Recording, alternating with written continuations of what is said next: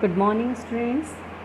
कल मैंने आप लोगों को lesson number 16 our nation MCQs यानी tick the correct option send किए थे और मैंने कहा था कि lesson number 15 tomorrow I will explain. Okay, तो आज मैं आप लोगों को लेसन 15 इंडियन एनवायरमेंटलिस्ट एक्सप्लेन करने जा रही हूँ। इंडियन एनवायरमेंटलिस्ट मीन्स भारतीय पर्यावरणविद। एनवायरमेंट यानी पर्यावरण है ना, एनवायरमेंटलिस्ट पर्यावरण से जुड़े लोग। Read the description of these environmentalist and right their names. आपको डिस्क्रिप्शंस को पढ़ना है और उन एनवायरमेंटलिस्ट के नाम लिखने हैं उनके जिनके बारे में डिस्क्रिप्शन दिया गया है, और हेल्प बॉक्स की आप इसमें हेल्प ले सकते हैं। फर्स्ट है आपका, he is an Indian eco activist and Gandhian peace worker who has been one of the leaders of Chipko movement fighting for the preservation of forest in the Himalayas. Answer is Sundarlal Bahuguna. मीन्स वह एक भारतीय eco activist और गांधीवादी शांति कार्यकर्ता थे जो हिमालय में जंगल के संरक्षण के लिए लड़ रहे चिपको आंदोलन के नेताओं में से एक रहे हैं। उनका नाम क्या था? Sundarlal Bahuguna. Number 2, he is an Indian filmmaker specialising in films about wildlife and the environment. He has won over 600 awards for his work. कितने अवार्ड्स मिले थे इनको? 600 awards for his work to spread awareness about biodiversity, क्योंकि इन्होंने biodiversity के प्रति awareness दिखाई थी। ठीक है, ये थे हमारे माइक पांडे। ये हमारे कौन थे?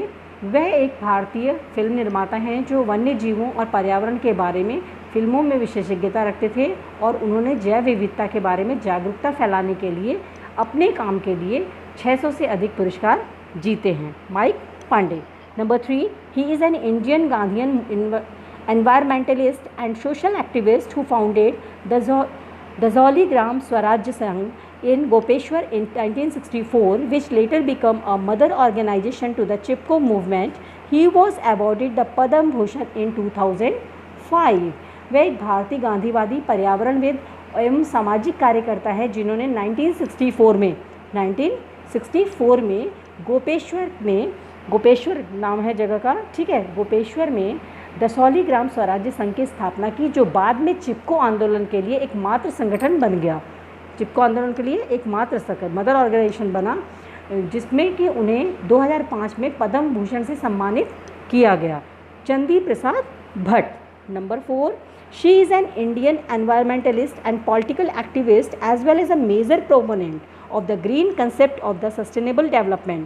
She is Director General of the India-based Research Institute, the Center for Science and Environment. Sunita Narayan.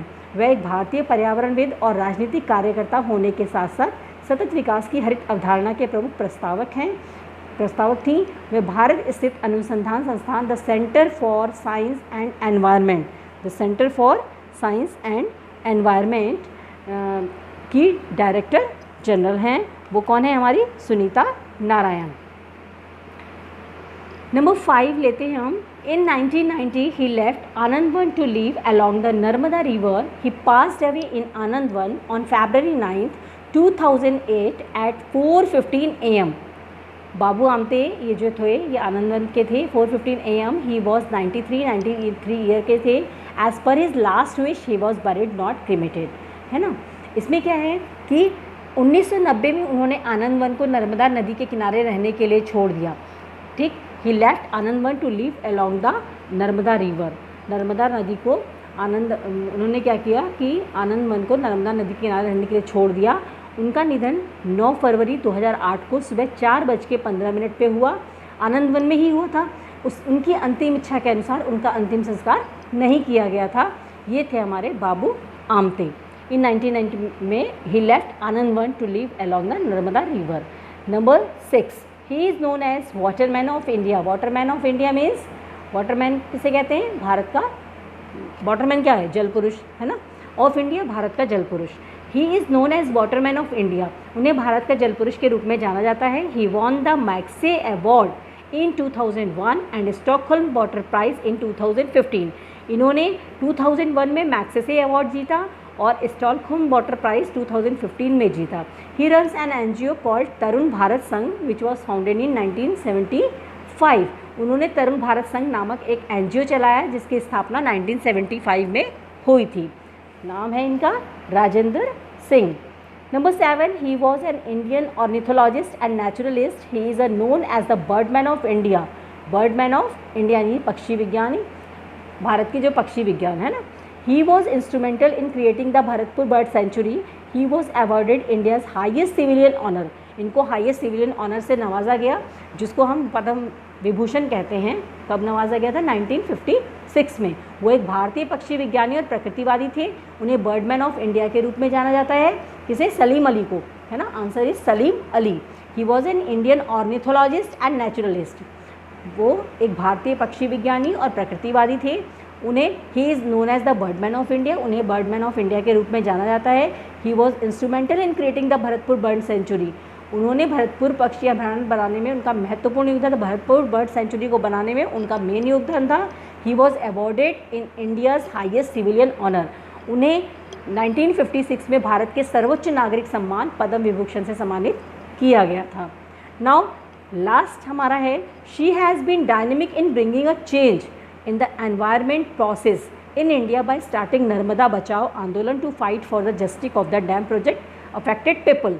She has also been associated with a number of other movements. Medha Patkar, वे बांध परियोजना प्रभावित लोगों के न्याय के लड़ने के लिए नर्मदा बचाओ आंदोलन शुरू करके उन्होंने शुरू किया।